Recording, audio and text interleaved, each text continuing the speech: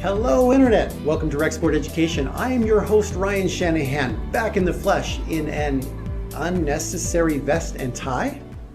Possibly. Don't know. Didn't check with costuming today. Wait, don't have that department. I do the show myself. This is really hot. I do this because I love you. Today's On the Spot series episode is part 2 of Bad Therapies. If you haven't checked out part 1, links in the description or somewhere probably on my left. You know how this platform works. Here is another list of 5 bad therapies we should probably stop spending our money on.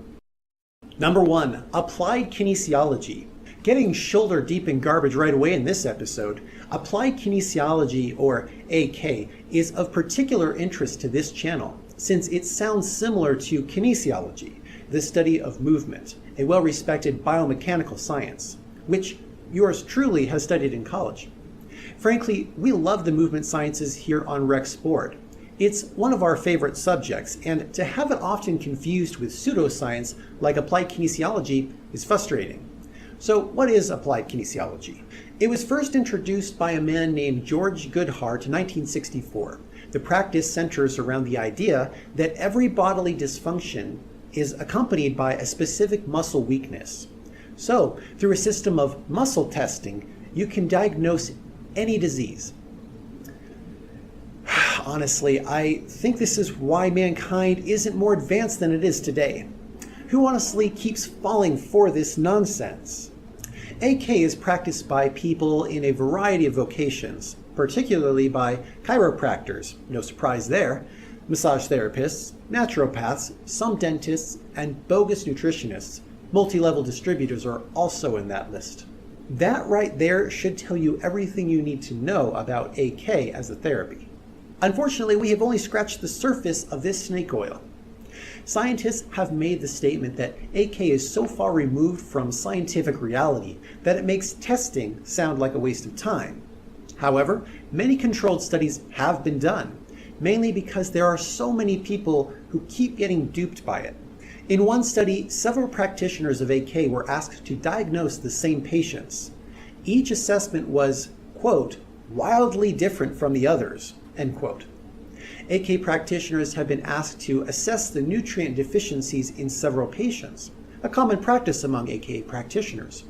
However, no diagnosis was found to correspond with the actual nutrient levels in patients obtained through blood samples. Wow, what a shocker. Double-blind studies have concluded that muscle responses to AK treatments appear to be random, and another study found that muscular responses by patients undergoing AK treatments are influenced by the therapist, either through suggestion, distraction, or other external manipulation.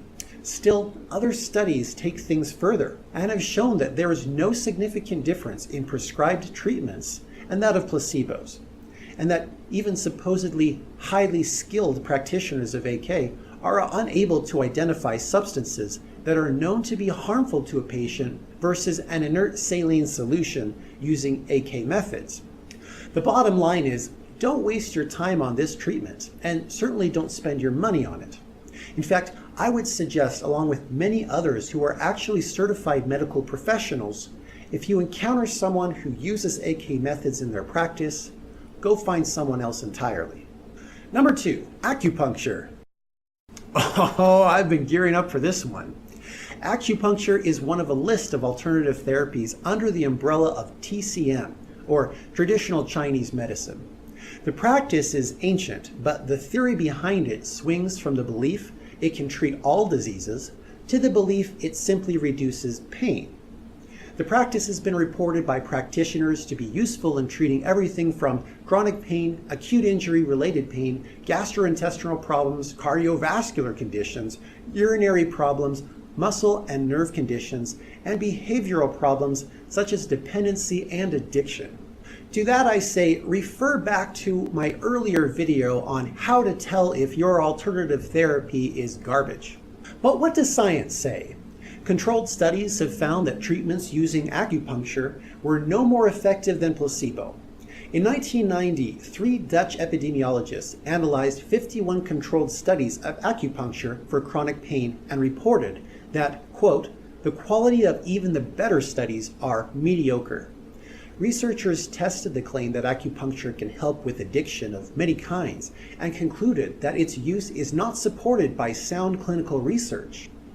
Interestingly, it seems all the claims that this and other TCM therapies are effective only come from the practitioners themselves, through observations and poorly designed studies. For example, a 1999 analysis of almost 3,000 reports in Chinese medical journals concluded that no conclusion could be drawn from the vast majority of them, either because the studies lacked proper evaluation techniques, sample sizing, blinding, or showed heavy bias. In fact, 85 to 90% of these studies appear to have significant problems with how they were managed. This may all come as a surprise to many of our viewers. After all, hasn't there been many reviews of publications confirming the effectiveness of acupuncture? And I'm glad you bring that up. See, these researchers found that most published reports come back with positive reviews, which indicates a publication bias, meaning any negative studies on the subject get discarded by publishers because they don't sell. Since publication is important to many practitioners, this bias encourages TCM researchers to write reports that are positive towards therapies like acupuncture, even changing their data to reflect a positive outcome for their study. Because if they don't, it won't get published.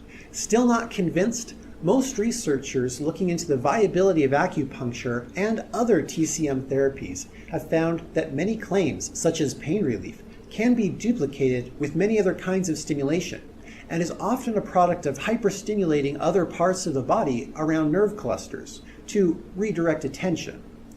And in 1981, the American Medical Association Council on Scientific Affairs noted that pain relief does not occur consistently or reproducibly in most people, and not operate at all in some people.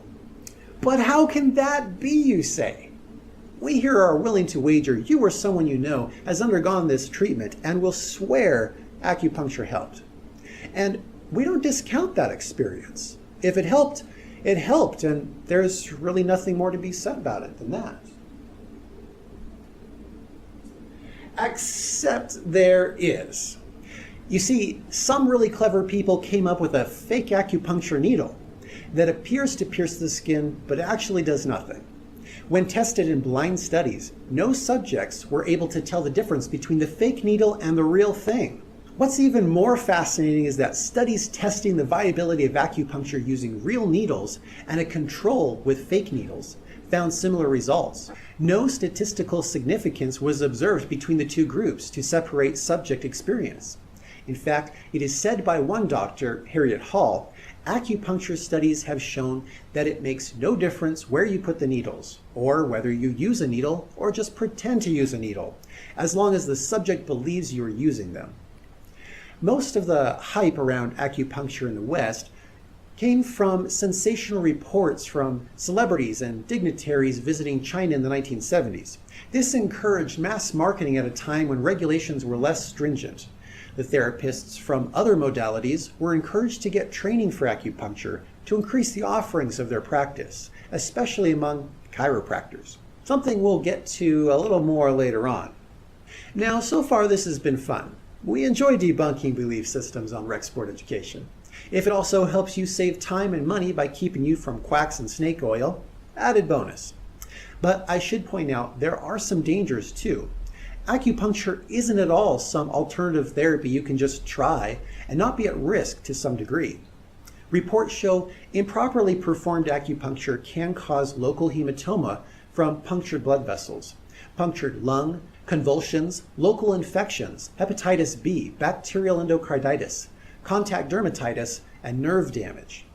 The herbs used by acupuncture practitioners are not regulated for safety, potency, or effectiveness. There is also a risk that an acupuncturist whose approach to diagnosis is not based on scientific concepts will fail to diagnose a more dangerous condition.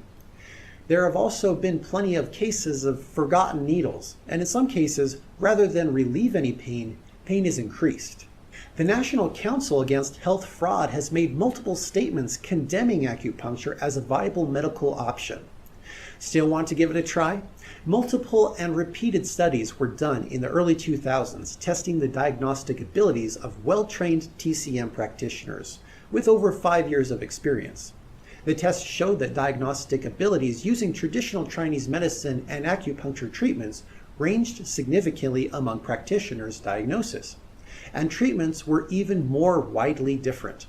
The fact that this and similar TCM practices are a business seems to be forgotten until we consider what might happen if a healthy person needing no treatment were to meet one of these therapists. I'll let you guess the outcome. Next. Number 3, chiropractors.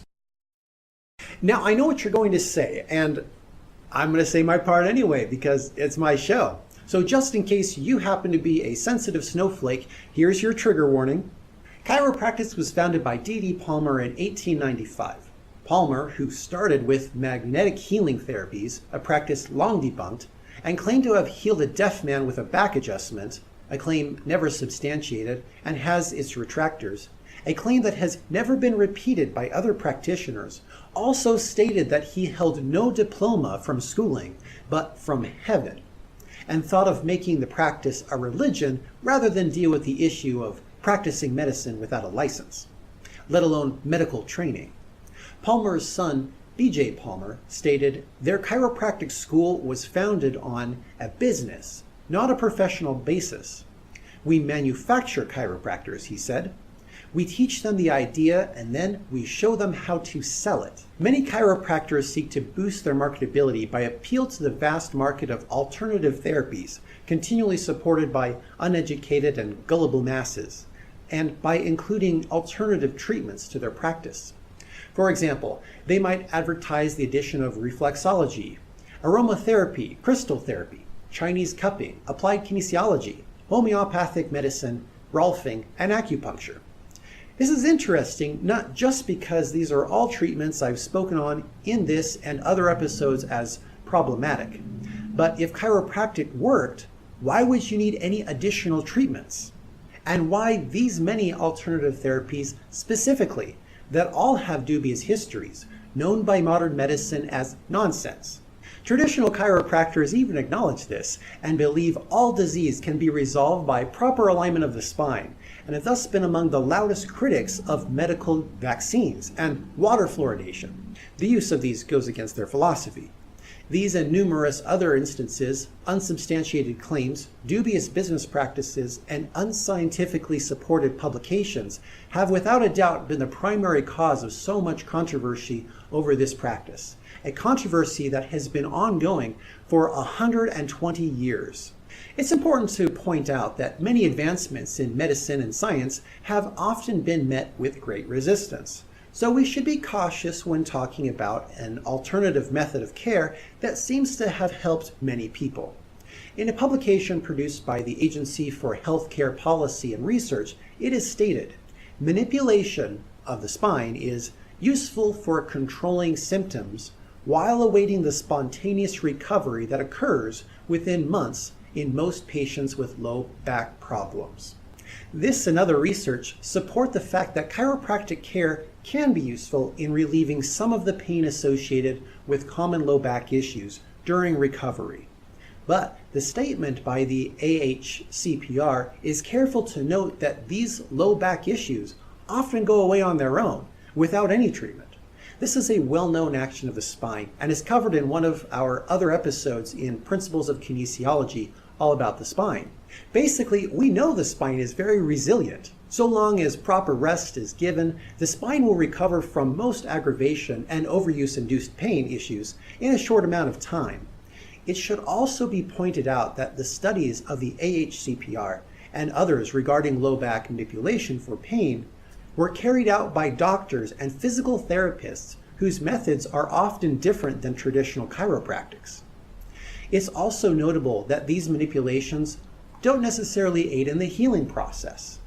In other words, the AHCPR is saying you can use an expensive chiropractor in place of a $3 bottle of aspirin if you really want to. This and other research organizations affirm this understanding without giving credence to chiropractic's many other non-scientifically supported claims. What are the other claims chiropractors try to sell us on? Glad you asked. The basic idea is that the body is all connected to nerve tissue, and when disease and other ailments afflict the body, there is a corresponding nerve. Manipulation of the spinal column is supposed to realign the nerve clusters and cure the body.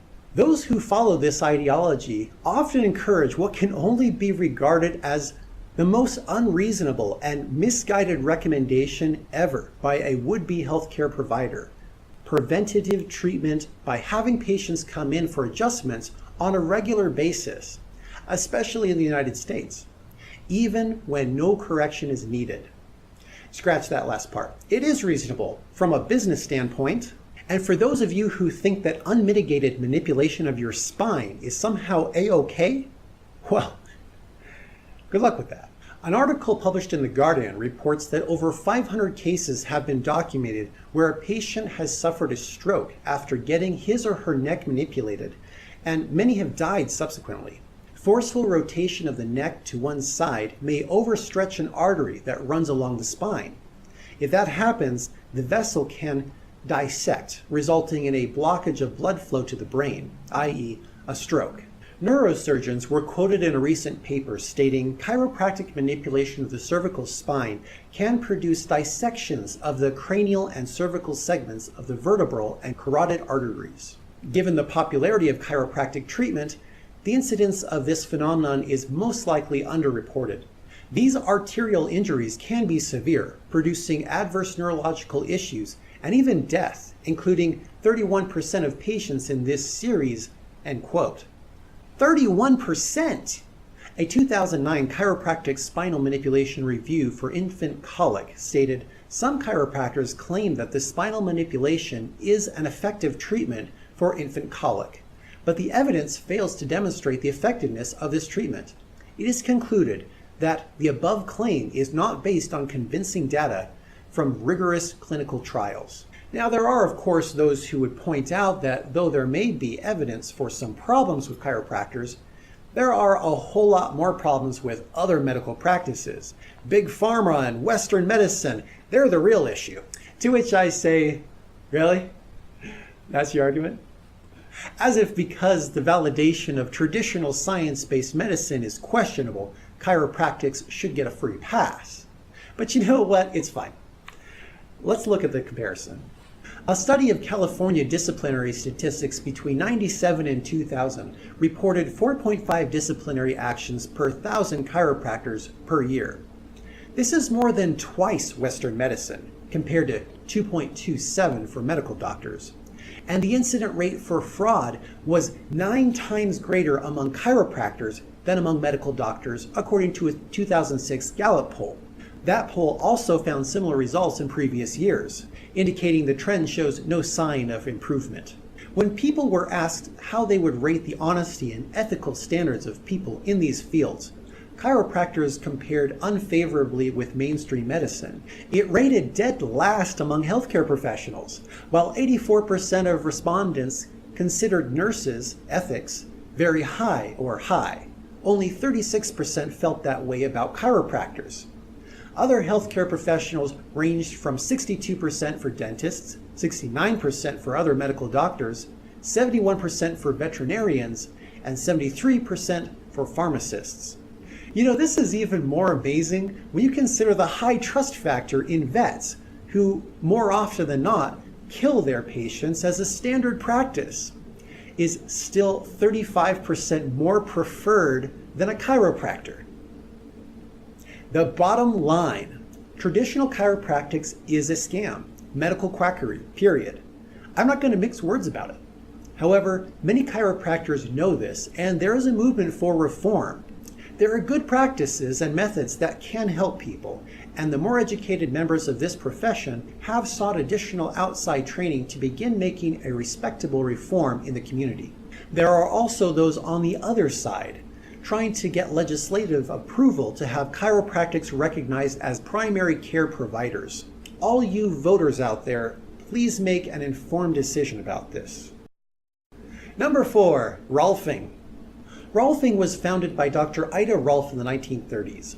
Ida was an organic chemist turned therapist, without any actual therapy education, of course. Instead, she spent her time studying yoga, chiropractics, the Alexander technique, homeopathy, osteopathy, and Korbinski's work on states of consciousness. By now, you know where this is going. What happens when you base your life's work on spiritual dogmas, a scam-based business model, a less than effective postural exercise, pseudoscience, a supplementary form of medicine, and more pseudoscience, respectively? Well, in this case, you get Rolfing. Rolfing is the name given to Dr. Rolf's method of massage, which transcends chiropractics in that it is based on the notion that physical and emotional health depends on parts of the body being properly aligned. In Rolfing, unlike some forms of chiropractics, more than just the spine must be aligned. In order to be healthy, you must align your head, ankles, hips, thorax, pelvis, knees, shoulders, ears, etc. in just the right way, or gravity will have a negative impact on you. But being properly aligned allows gravity to enhance personal energy and leads to a healthy body and a positive emotional state. The Rolf Institute in Boulder, Colorado, founded in 1971, quoted Ida in a pamphlet. Rolfers make a life study of relating bodies and their fields to the earth and its gravity field. And we so organize the body that the gravity field can reinforce the body's energy field. Way to sniff that paint, Ida. Proponents claim that your posture reveals past traumatic experience, that Rolfing affects emotional and energetic release, and that this alleged release restores the flow of vital energy and integrates mind and body. These types of claims are really the biggest source of complaint by researchers and organizations meant to inform the public against quack medicine. Not a single claim from Rolfers has had legitimate scientific merit to back it up. However, it's also not that simple to dismiss out of hand. Many people swear that Rolfing has had a positive effect, and we have no reason to discount such statements. If you feel something helps you, who is anyone to discount your experience? Rolfing is a type of deep tissue massage. Massage feels good. Deep tissue may be uncomfortable at first, but it no doubt makes you feel more loose and physically less tense afterwards. That is not a surprising fact.